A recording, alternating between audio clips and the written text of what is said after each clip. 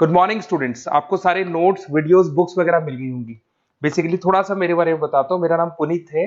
MBA का classes लेता हूँ। 2006 से पढ़ा रहा हूँ। 20 इयर्स का मेरे को एक्सपीरियंस है। VGU, Poornima, JECRC, Arya, ILM, IRM, IPS business school सब में मैं जा रहा हूँ और एज अ गेस्ट फैकल्टी पढ़ा रहा हूँ। और इवनिंग में मेरा क्लासेस चलता है, ऑनलाइन ऑफलाइन रिकॉर्डेड, तीनों मोड पे क्लासेस चलता है। उसके अलावा एक टॉप कॉलेज है एमबीए का, आईएम अहमदाबाद, वहां मैं बच्चों को हर साल लेके जाता हूँ। मुंबई में एआई यूनिवर्सल, यहाँ पे गेस्ट पढ़ा रहा हूँ मैं।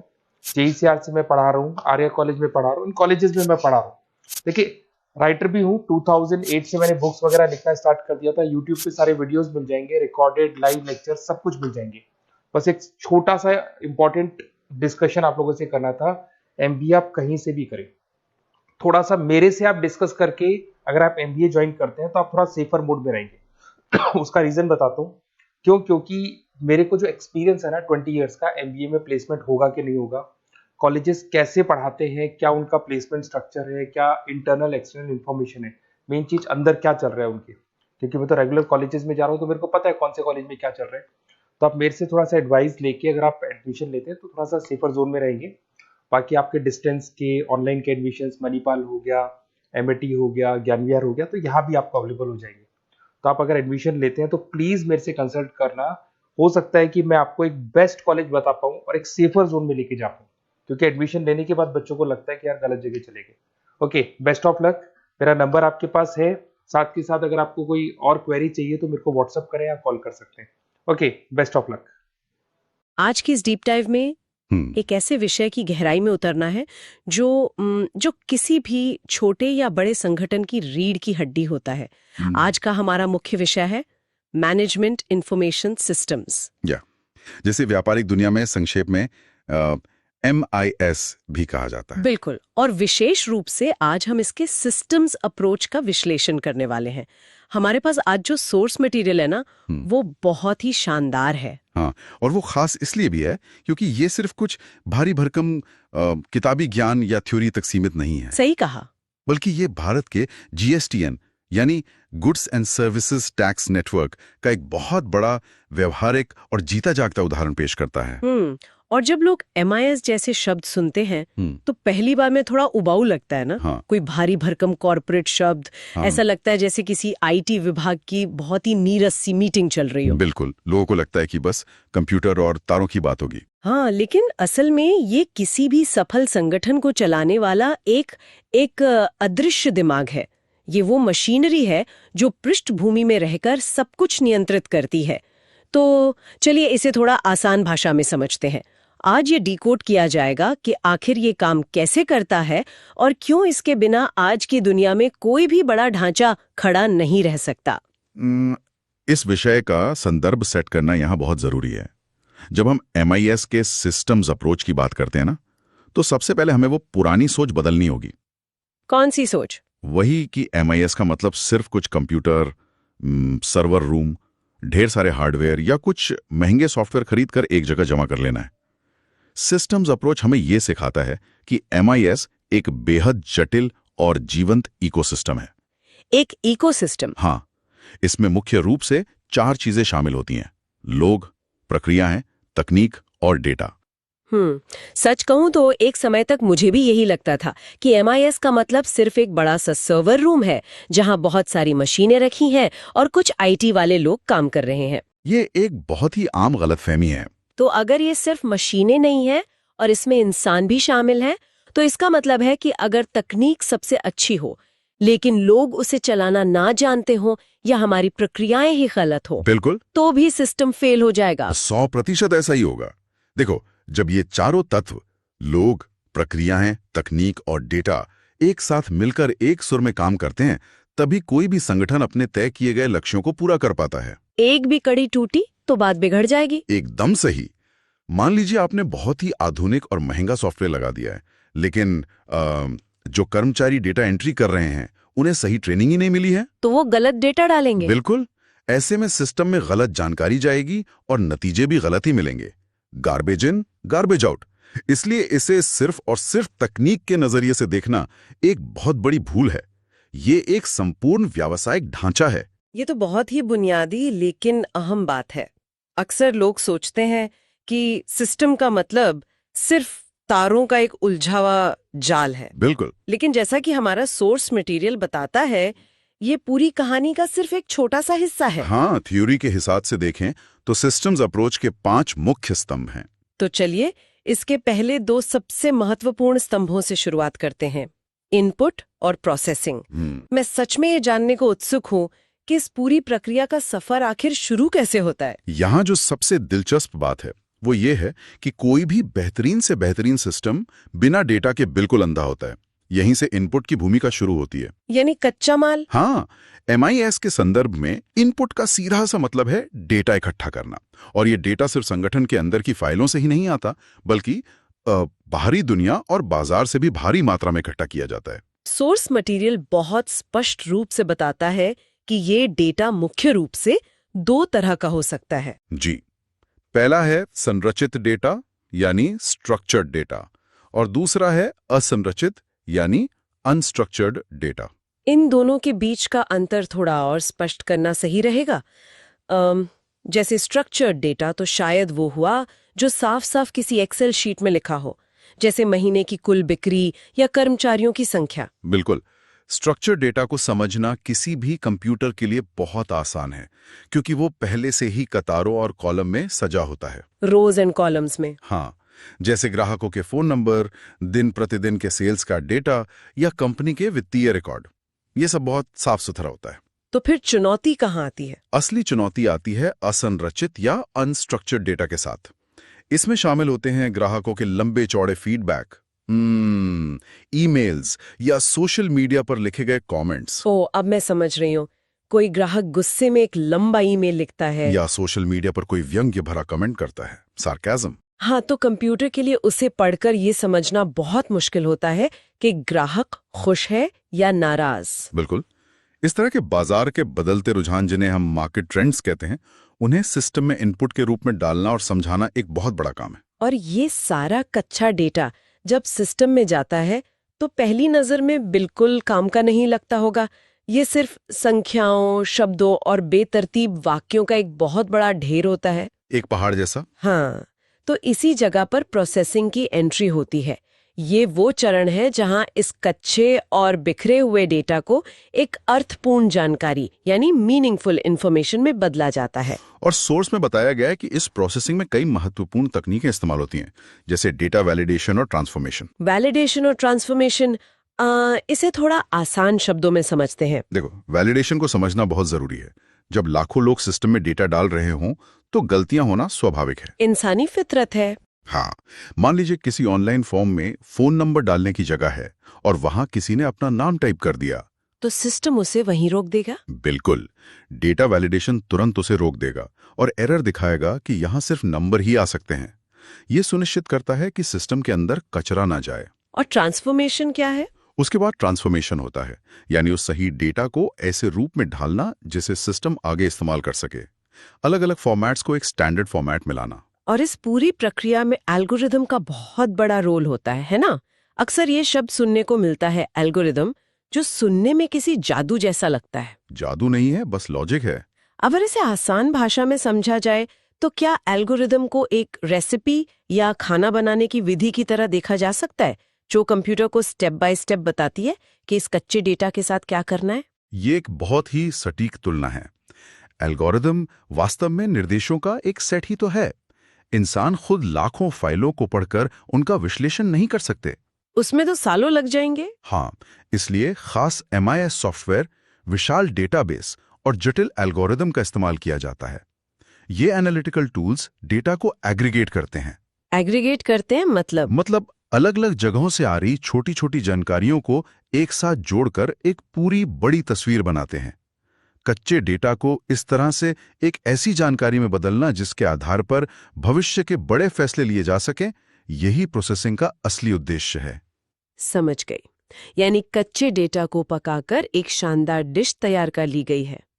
तो जब ये सफर पूरा होता है और डेटा प्रोसेस हो जाता है, तब हम अगले 3 महत्वपूर्ण स्तंभों की तरफ बढ़ते हैं, आउटपुट, फीडबैक और कंट्रोल। बिल्कुल। प्रोसेसिंग के बाद जो अर्थपूर्ण जानकारी तैयार होती है उसे आउटपुट कहते हैं। लेकिन अगर ये जानकारी सिर्फ किसी कंप्यूटर के फोल्डर में पड़ी रहे तो उसका क्या ही फायदा? कोई फायदा नहीं। ही समय पर और सही रूप में पहुंचाना होता है। यहाँ ये समझना जरूरी है कि आउटपुट का रूप इस बात पर निर्भर करता है कि उसे कौन देख रहा है। मतलब हर किसी के लिए आउटपुट अलग होता है। हाँ, किसी बड़ी कंपनी के सीईओ को इस बात से कोई मतलब नहीं है कि आज सुबह किस ग्राहक ने कौन सा एक प्रोडक्ट लौटाए। उन्हें तो पूरी कंपनी का हाल जानना है। बिल्कुल, उन्हें एक बड़ी तस्वीर चाहिए, इसलिए उनके लिए आउटपुट एक विजुअल डैशबोर्ड के रूप में होता है, जिसमें ग्राफ और चार्ट होते हैं जो बस ये बताते हैं कि इस तिमाही में कंपनी फायदे में है या नुकसान में है। और जो ग्राउंड लेवल पे काम कर रहे हैं, वहीं दूसरी तरफ एक स्टोर मैनेजर के लिए विस्तृत दैनिक रिपोर्ट ज्यादा जरूरी है कि आज क्या बिका और क्या नहीं। और अगर कहीं कोई बड़ी गड़बड़ी हो जाती है तो सिस्टम तुरंत अलर्ट या नोटिफिकेशन भेजता है। यही वो आउटपुट है जो संगठन के प्रदर्शन को मापने और सही समय पर बिल्कुल सटीक फैसले लेने में मदद करता है। तो एक तरह से आउटपुट वो अंतिम परिणाम है जो निर्णय लेने वालों के हाथ में आता है। लेकिन अगर सिर्फ आउटपुट देकर काम खत्म मान लिया जाए तो सिस्टम को ये कैसे पता चलेगा कि जो आउटपुट उसने दिया है वो सच में काम का है भी या नहीं? या जो फैसले उस आउटपुट के आधार पर लिए गए वो सही साबित हुए या नहीं? हाँ, तो इसके लिए क्या होता है? अगर हम इसे बड़ी तस्वीर से जोड़ें तो यहीं पर फीडबैक का लूप सबसे जरूरी हो जाता है। सिस्टम्स अप्रोच में फीडबैक की अहमियत पर बहुत ज्यादा जोर दिया गया है। एक तरफा सिस्टम तो कभी भी लंबे समय तक जीवित नहीं रह सकता। एकदम सही। फीडबैक का मतलब है लगातार ये जांचना कि क्या जो आउटपुट जनरेट हुआ है वो सच में असरदार है, सुधार की गुंजाइश कहां पर है, क्या बाजार का माहौल बदल गया है? हाँ, और क्या सिस्टम को भी अब नए तरीके से प्रोसेस करने की जरूरत है। ये फीडबैक लूप सिस्टम को स्थिर या बासी नहीं रहने देता, बल्कि उसे समय के साथ लगातार बेहतर, लचीला और आज के माहौल के हिसाब से प्रासंगिक बनाए रखता है। ये एक बहुत ही तार्किक बात है और इस पूरी प्रक्रिया को सुरक्षित और सही दिशा में रखने का काम कंट्रोल करता है। जब किसी सिस्टम में इतना सारा महत्वपूर्ण डेटा घूम रहा हो तो उसे सिर्फ राम भरोसे तो नहीं छोड़ा जा सकता। बिल्कुल नहीं। कंट्रोल वो तंत्र है जो पूरे सिस्टम की सुरक्षा और विश्वसनीयता तय करता है। इसमें सबसे पहले आते हैं डेटा क्वालिटी के मानक, जो ये सुनिश्चित करते हैं कि डेटा विश्वसनीय है। और सुरक्षा? उसके बाद आते हैं सुरक्षा प्रोटोकॉल और एक्सेस कंट्रोल। एक्सेस कंट्रोल का मतलब ये तय करना कि कौन सा व्यक्ति कौन सा डेटा देख सकता है। हाँ, उदाहरण के लिए किसी कंपनी के एचआर विभाग का डेटा जिसमें लोगों की सैलरी और पर्सनल डिटेल्स लिखी हैं, वो मार्केटिंग विभाग का कोई सामान्य कर्मचारी नहीं देख सकता। वो सिर्फ एचआर ही देख सकता है। बिल्कुल। इसके अलावा सिस्टम की स्पीड और प्रदर्शन को मापने के मैट्रिक्स भी कंट्रोल का ही हिस्सा होते हैं। कंट्रोल ये सुनिश्चित करता है कि सिस्टम न सिर्फ सही काम करे बल्कि सुरक्षित और भरोसेमंद भी रहे। तो इस सैद्धांतिक चर्चा को अगर समेटा जाए तो ये पांचों तत्व, इनपुट, प्रोसेसिंग, आउटपुट, फीडबैक और कंट्रोल, ये सब अलग अलग बक्से नहीं है। नहीं, ये एक दूसरे से जुड़े हुए हैं। ये मिलकर एक पूरी चेन या एक चक्र बनाते हैं जो लगातार चलता रहता है।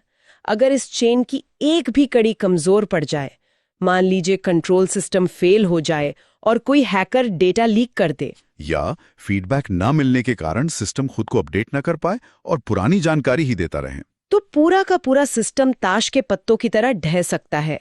ये थ्योरी सुनने में बहुत ही ठोस लगती है, लेकिन असली मजा तो तब आता है जब इस थ्योरी को असल जिंदगी में एक बहुत ही विशाल स्तर पर काम करते हुए देखा जाए। और हमारे पास इसका सबसे बेहतरीन उदाहरण मौजूद है। बिल्कुल। सोर्स मटेरियल में जिस तरह से इस MIS थ्योरी को भारत के GSTN प्लेटफॉर्म के साथ जोड़ा गया है, वो इस पूरे विषय को शीशे की तरह साफ कर देता है। हाँ, क्योंकि GSTN कोई छोटा मोटा प्रोजेक्ट नहीं है। यहीं से ये चर्चा सच में बहुत ही रोमांचक हो जाती है, क्योंकि अब किताबी बातों से निकलकर सीधे वास्तविक दुनिया की तरफ मुड़ना है।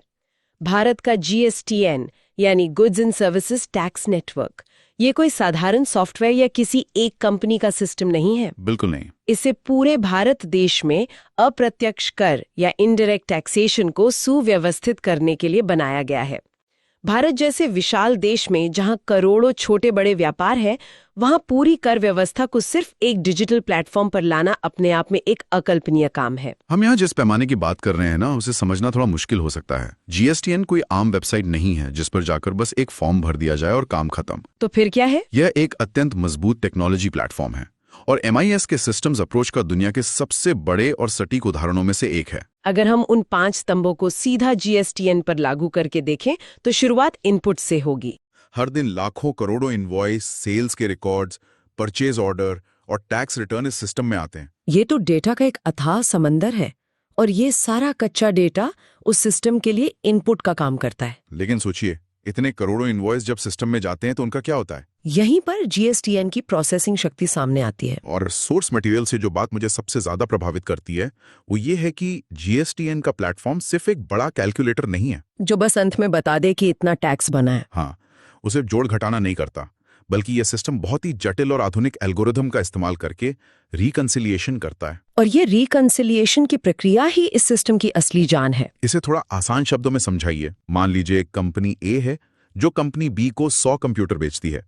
अब कंपनी ए जब जीएसटीएन में अपना डेटा डालती है तो वो कहती है कि मैंने कंपनी बी को 100 कंप्यूटर बेचे और उस पे इतना टैक्स लिया। ठीक है, सिस्टम ने ये दर्ज कर लिया। हाँ, सिस्टम इस जानकारी को सेव कर लेता है।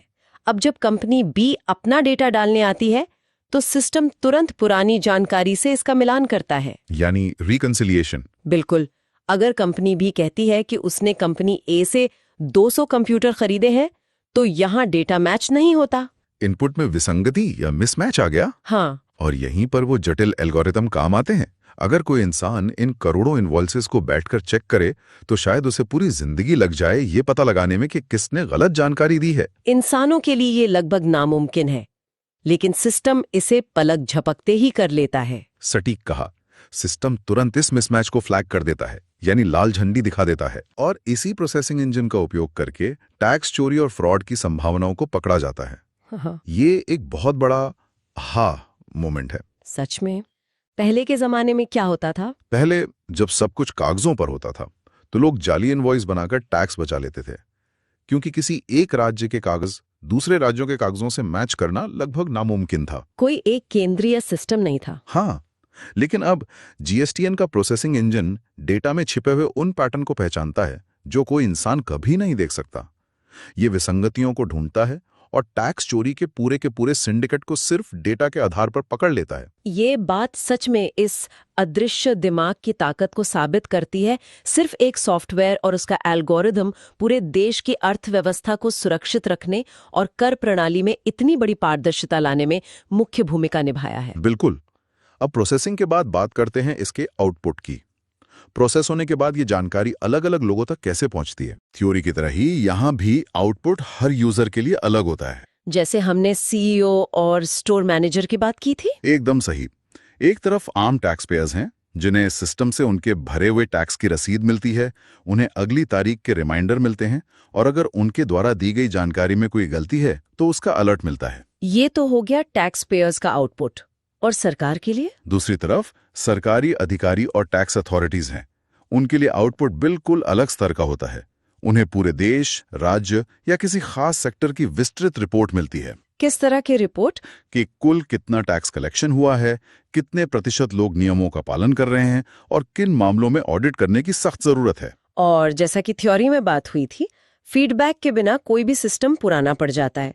भारत जैसे देश में जब इतना बड़ा राष्ट्रीय प्लेटफॉर्म लॉन्च हुआ था तो शुरुआती दौर में कई गड़बड़ियां या ग्लिचेज आई थीं। बहुत से लोगों को वेबसाइट चलाने में दिक्कत हो रही थी। हाँ, वो समय काफी तनावपूर्ण था। तो उस वक्त जीएसटीएन ने इस फीडबैक तंत्र का इस्तेमाल कैसे किया? वो एक बहुत ही चुनौती भरा समय था, लेकिन जीएसटीएन का फीडबैक तंत्र बहुत सक्रिय रूप से काम करता है। सरकार और प्रबंधन ने लगातार टैक्स पेयर्स और खासकर चार्टर्ड अकाउंटेंट्स जैसे टैक्स प्रोफेशनल से जानकारी जुटाई, क्योंकि वही लोग रोज इसका इस्तेमाल कर रहे थे। बिल्कुल। इसके लिए स्टेक होल्डर्स के साथ कई मीटिंग और कंसल्टेशन किए गए। हेल्प डेस्क बनाए गए। जिन लोगों ने सिस्टम का इस्तेमाल किया उन्होंने बताया कि वेबसाइट का इंटरफेस कहाँ उलझाने वाला है। या महीने के आखिरी दिनों में जब लाखों लोग एक साथ लॉगिन करते हैं तो सर्वर कैसे क्रैश हो जाता है। हाँ, ये सारा फीडबैक सिस्टम को दिया गया। तो इस फीडबैक का असर ये हुआ कि सिस्टम में बड़े सुधार किए गए, जैसे टैक्स भरने की आखिरी तारीखों को अलग अलग राज्यों के हिसाब से बांट दिया गया ताकि सर्वर पर एक साथ लोड न पड़े। और वेबसाइट के डिजाइन को भी काफी यूजर फ्रेंडली बनाया गया। ये दिखाता है कि एक अच्छा MIS सिस्टम हमेशा अपने यूजर की बात सुनता है और खुद को बेहतर बनाता है। और इन सबके ऊपर है सबसे गंभीर और अहम बिंदु, कंट्रोल तंत्र। क्योंकि डेटा की सुरक्षा सबसे बड़ी चिंता है। बिल्कुल। जब पूरे देश के करोड़ों लोगों और कंपनियों का वित्तीय डेटा किसी एक जगह पर रखा हो तो उसकी सुरक्षा सर्वोच्च प्राथमिकता बन जाती है। ये डेटा बेहद संवेदनशील है। तो इसे सुरक्षित कैसे रखा जाता है? इसके लिए उच्च स्तर के एन्क्रिप्शन का इस्तेमाल किया जाता है। एन्क्रिप्शन, इसे अगर बहुत ही सरल भाषा में समझा जाए तो ये ऐसा है जैसे कोई अपने बेहद कीमती सामान को एक ऐसे मजबूत बक्से में बंद करके हाईवे पर भेज रहा है जिसकी चाबी सिर्फ उस व्यक्ति के पास है जिसे वो सामान मिलना है। बिल्कुल सही। रास्ते में अगर कोई उस बक्से को चुरा भी ले तो वो उसे खोलकर देख नहीं सकता कि अंदर क्या है। ये बहुत ही सटीक उदाहरण है। एन्क्रिप्शन यही सुनिश्चित करता है कि डेटा इंटरनेट पर यात्रा करते समय पूरी तरह से सुरक्षित रहे। इसके अलावा जीएसटीएन में बहुत ही सख्त एक्सेस कंट्रोल लगाए गए हैं। वो एचआर और मार्केटिंग वाले उदाहरण की तरह? हाँ, कोई भी टैक्स अधिकारी सिर्फ वही डेटा देख सकता है जिसके लिए उसे आधिकारिक रूप से अनुमति मिली हुई है। हर किसी को सब कुछ नहीं दिखता। और अगर कोई गड़बड़ी करे तो? उसके लिए इस सिस्टम में ऑडिट ट्रेल्स बनाए जाते हैं। ऑडिट ट्रेल्स क्या होते हैं? इसका मतलब है कि सिस्टम में कौन लॉगिन कर रहा है, कब कर रहा है और वो किस फाइल में क्या बदलाव कर रहा है। इसका पूरा डिजिटल फुटप्रिंट हमेशा के लिए दर्ज हो जाता है। डिजिटल पैरों के निशान? हाँ, अगर भविष्य में कोई गड़बड़ी पाई जाती है तो आसानी से ट्रैक किया जा सकता है कि वो गड़बड़ी किस अधिकारी या किस आईडी से की गई थी। कोई बच नहीं सकता। इन सभी बातों को सुनकर एक बात तो बिल्कुल साफ हो जाती है। क्या? जब किताब में इनपुट, प्रोसेसिंग, आउटपुट, फीडबैक और कंट्रोल जैसे शब्द पढ़े जाते हैं तो वो बहुत ही सीधे और सैद्धांतिक लगते हैं। ऐसा लगता है बस एग्जाम पास करने के लिए पढ़ रहे हैं। हाँ, थ्योरी हमेशा सूखी लगती है। लेकिन जब इन्हीं बातों को जीएसटीएन जैसी विशाल राष्ट्रीय प्रणाली में लागू होते हुए देखा जाता है तब समझ में आता है कि एक अच्छे सिस्टम डिजाइन की असली ताकत क्या होती है। ये सिर्फ कंप्यूटर साइंस नहीं है, ये एक देश को चलाने और उसे पारदर्शी बनाने का तरीका है। सिस्टम्स अप्रोच को गहराई से समझने का सबसे बड़ा फायदा यही है कि ये दुनिया को देखने का नजरिया बदल देता है। कैसे? इस समझ के बाद जब भी कोई किसी बड़े बैंक, ई कॉमर्स वेबसाइट या किसी सरकारी व्यवस्था को देखता है तो वो सिर्फ उसकी बाहरी चमक या उसके कर्मचारियों को नहीं देखता, बल्कि उसके पीछे की मशीनरी को देखता है। बिल्कुल, वो उस अदृश्य मशीनरी को महसूस कर पाता है जो लगातार डेटा खींच रही है, उसे प्रोसेस कर रही है और उसी के आधार पर दुनिया भर के फैसले लिए जा रहे हैं। तो इस डीप डाइव के मुख्य निष्कर्षों को अगर संक्षेप में समेटा जाए तो MIS कोई साधारण तकनीक या कुछ कोड्स का समूह नहीं है। बिल्कुल नहीं। ये कच्चे बिखरे हुए डेटा को इकट्ठा करने से लेकर उसे एक सुरक्षित, सटीक और कार्रवाई योग्य जानकारी में बदलने का एक पूरा जीवन चक्र है। Actionable information. हाँ, और सबसे बड़ी बात, ये एक ऐसा चक्र है जो कभी रुकता नहीं है बल्कि लगातार मिलने वाले फीडबैक से खुद को और ज्यादा धारदार बनाता रहता है। आज के सोर्स मटेरियल ने थ्योरी और प्रैक्टिस का जो बेहतरीन संगम दिखाया है वो सच में बहुत ज्ञानवर्धक है। मैं पूरी तरह सहमत हूँ। लेकिन इस विषय को खत्म करने से पहले एक ऐसे विचार पर गौर करना दिलचस्प होगा जो सोर्स मटेरियल से एक कदम आगे की सोचने पर मजबूर करता है। अच्छा, वो क्या है? यहाँ ये देखा गया कि जीएसटीएन जैसे सिस्टम धोखाधड़ी पकड़ने के लिए कितने जटिल एल्गोरिथम्स का उपयोग करते हैं और लगातार विशाल असंरचित डेटा को पलक झपकते ही प्रोसेस कर लेते हैं। हाँ, इंसानी क्षमता से परे। बिल्कुल। लेकिन जैसे जैसे समय आगे बढ़ रहा है डेटा की मात्रा और उसे प्रोसेस करने की स्पीड अकल्पनीय होती जा रही है। तो क्या भविष्य में एक ऐसा समय आएगा जब इन कंट्रोल तंत्रों को भी पूरी तरह से ऑटोमेटेड यानी आर्टिफिशियल इंटेलिजेंस के हवाले करना पड़ेगा? ये एक बहुत ही गंभीर सवाल है। क्या भविष्य में इंसान इस भारी भरकम और तेज प्रोसेसिंग स्पीड की निगरानी करने में सक्षम रहेंगे या हमें ये तय करने के लिए भी मशीनों पर ही निर्भर होना पड़ेगा कि हमारा सिस्टम सही से काम कर रहा है या नहीं? मतलब कंट्रोलर को भी एक मशीन ही कंट्रोल करेगी? बिल्कुल। क्या कंट्रोलर को भी एक मशीन ही कंट्रोल करेगी? ये एक ऐसा सवाल है जो आने वाले कल की तकनीक की दिशा तय करेगा और इस पर आगे विचार करना बेहद दिलचस्प होगा। वाकई ये सोचने वाली बात है। आज की इस विस्तृत चर्चा में इतना ही। इस विषय पर जरूर सोचिएगा।